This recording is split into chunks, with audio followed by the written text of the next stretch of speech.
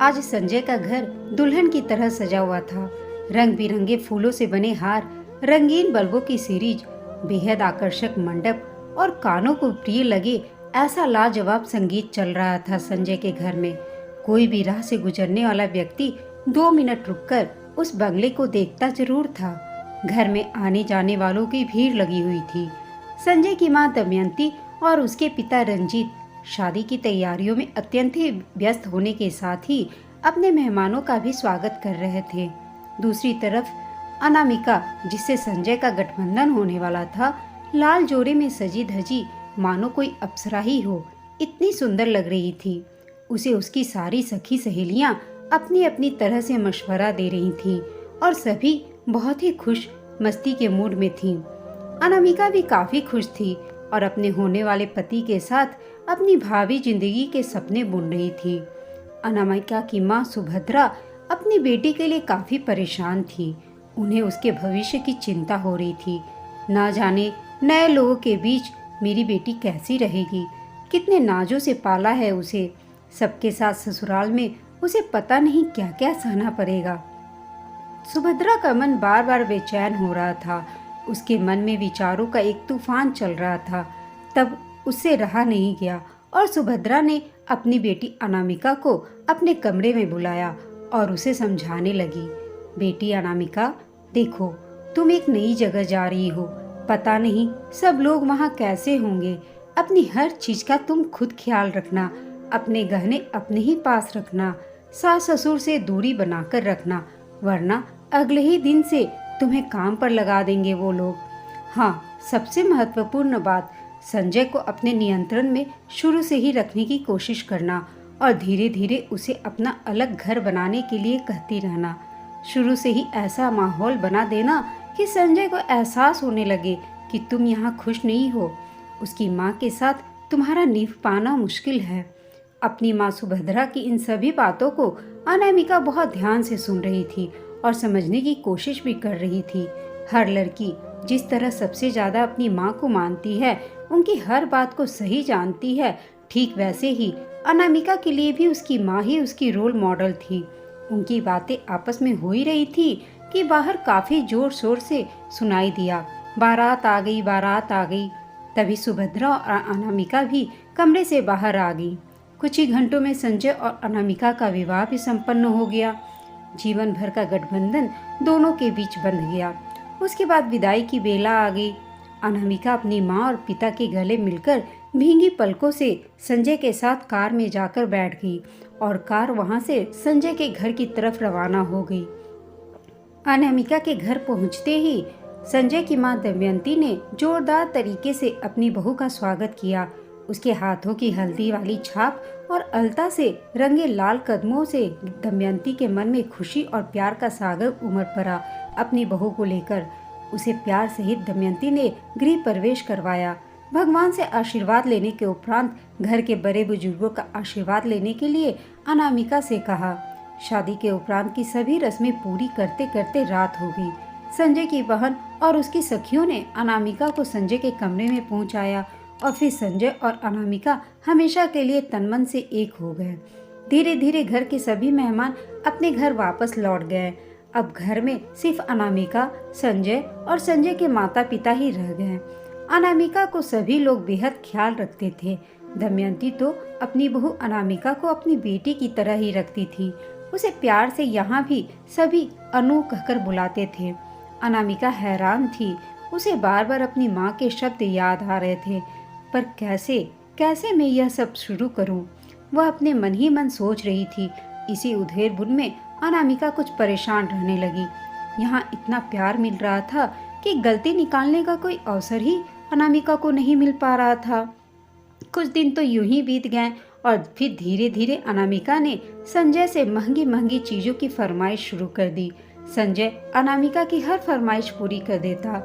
हीरे का सेट भी संजय ने उसे अपनी पहली रात को ही गिफ्ट में दे दिया था। लेकिन अनामिका की फरमाइश दिन प्रतिदिन बढ़ती ही जा रही थी।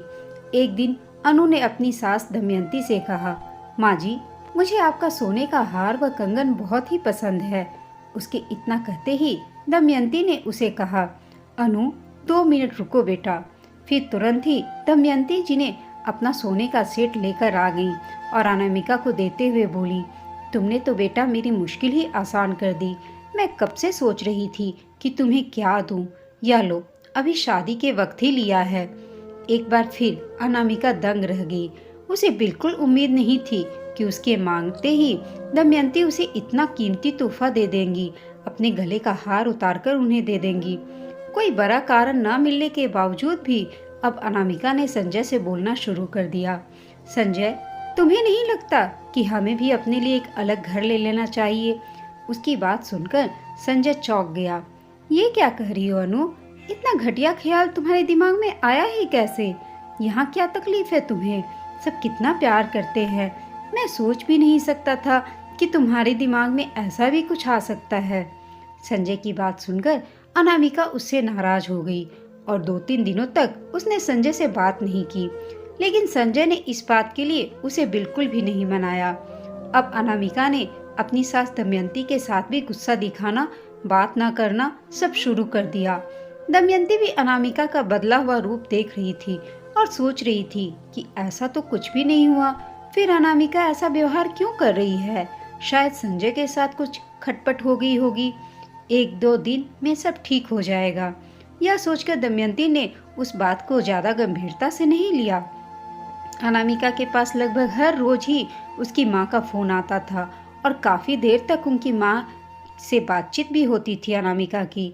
अपनी माँ की सिखाई बातों में मेरा ही तो फायदा है, अनामिका हमेशा यही सोचती थी।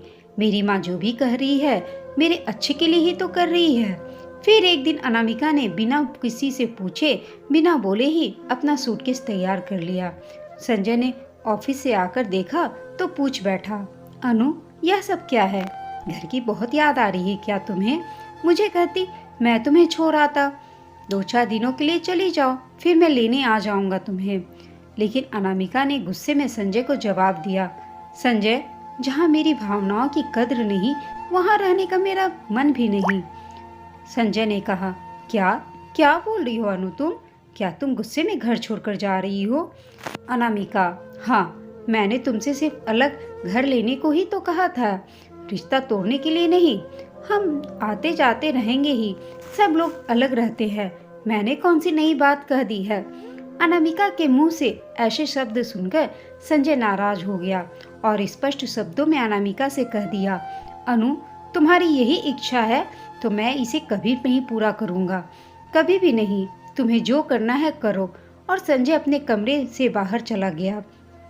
अनामिका ने सोचा था कि सूटकेस देखकर और ऐसी धमकी से संजय पिघल जाएगा, लेकिन ऐसा हुआ नहीं और अनामिका घर छोड़कर अपने मायके चली गई। सुभद्रा ने अनामिका से कहा, बेटे, डरने की कोई बात नहीं, देखना अभी 2-4 दिन में ही संजय तुम्हें लेने आ जाएगा। लेकिन देखते ही देखते 2-4 दिन ही क्या, हफ्ते और महीने निकल गए, लेकिन संजय अपनी पत्नी अनामिका को लेने नहीं आया। तभी अनामिका की माँ सुभद्रा ने अपनी बेटी से कहा, बेटा, घी सीधी उंगली से निकालने वाला नहीं है, अभी हमें बड़ा कदम उठाना पड़ेगा, तभी तुम अलग संजय के साथ सुकून से अलग घर में रह पाओगी। संजय को डराने के लिए तलाक के कागज भिजवा देते हैं, तब तो वो अवश्य ही तुम्हारी बात मान जाएगा। इच्छा न होते हुए भी अनामिका अपनी माँ का विरोध नहीं कर पाई और तलाक के कागजात भिजवा दिए। संजय ने भी बिना कुछ सोचे हस्ताक्षर कर कागज वापस लौटा दिए। उन कागजों पे संजय का हस्ताक्षर देखकर सुभद्रा और अनामिका हैरान रह गए, लेकिन उन्होंने आगे कोई कार्यवाही नहीं की। इसी बीच अनामिका के भाई की शादी भी तय हो गई और धूमधाम से उसके भाई का विवाह हो गया। अनामिका के घर अब उसकी भाभी भी आ गई, जो बहुत ही सीधी सादी और अत्यंत ही शालीन परिवार की सुशील लड़की थी। उसने आते ही घर में खुशियां बिखेरना शुरू कर दिया। अनामिका से, सुभद्रा से सबसे बेहद प्यार और सम्मान के साथ पेश आती थी। घर में सभी का ख्याल रखती और घर को भी सुंदरता से सजाने में उसे बहुत अच्छा लगता। अनामिका उसकी तारीफ जब भी देखती, उसे अपने मन में कुंठा होती थी कि मैं भी तो ऐसे ही रह सकती थी, मेरे ससुराल में भी सब मुझे कितना प्यार करते थे। खैर, धीरे धीरे वक्त बीतता गया। अनामिका ने सोचा, अभी तो शुरुआत ही है, 1-2 महीने में जरूर भाभी भी अलग होना चाहेंगी और माँ उन्हें प्यार से अलग भी कर देगी। फिर एक दिन अनामिका ने अपनी माँ सुभद्रा से पूछ ही लिया, माँ, भैया भाभी अलग रहने के लिए कब जाएंगे? यह सुनते ही सुभद्रा का क्रोध 7वें आसमान पर था। क्या क्या कहा अनु तुमने? तुम्हें शर्म आनी चाहिए। तुमने ऐसा सोचा भी कैसा? देखा नहीं हम लोग कितने प्यार से रहते हैं, और तुमने हमारे बारे में नहीं सोचा कि हम दोनों बूढ़े पति पत्नी अकेले कैसे रहेंगे? आगे से कभी भी ऐसी बात अपनी जुबान पर मत लाना, और अपनी भाभी के सामने तो कभी भी ऐसी बात ना करना। अपनी माँ का दोगला रूप देखकर अनामिका सन्न रह गई। वह समझ ही नहीं पा रही थी कि वह क्या बोले और क्या करे। दूसरे दिन सुबह सुबह उसने तलाक के कागज अलमारी में से निकालकर अपनी माँ को दिए और कहा, माँ, इन्हें जला देना। सुभद्रा चौंक गई। यह क्या बोल रही हो अनामिका? मैं जो भी कुछ कर रही हूँ तुम्हारे भले के लिए ही तो कर रही हूँ। अनामिका ने कहा, माँ, आज तक तुम्हें जो भी मेरा भला करना था वो तुम कर चुकी। अब मुझे समझ आ गया है कि मेरा कौन अपना है और कौन पराया। माँ, मैं वापस अपने ससुराल अपनी सासू माँ और अपने पति संजय के पास जा रही हूँ, जिन्होंने हमेशा से मुझे प्यार दिया, लेकिन मैं आपकी बातों में आकर उनके प्यार को इग्नोर करती आई। अनामिका जब ससुराल गई तो उसने सबसे माफ़ी मांगी और अपने किए पर शर्मिंदा हुई। सबने उसे माफ़ कर दिया और सब खुशी खुशी रहने लगे। दोस्तों, आपको यह कहानी कैसी लगी हमें कमेंट करके बताइएगा। साथ ही कहानी अच्छी लगी हो तो इसे लाइक, शेयर और चैनल को सब्सक्राइब करना ना भूलिएगा। कहानी सुनने के लिए आप सबका धन्यवाद।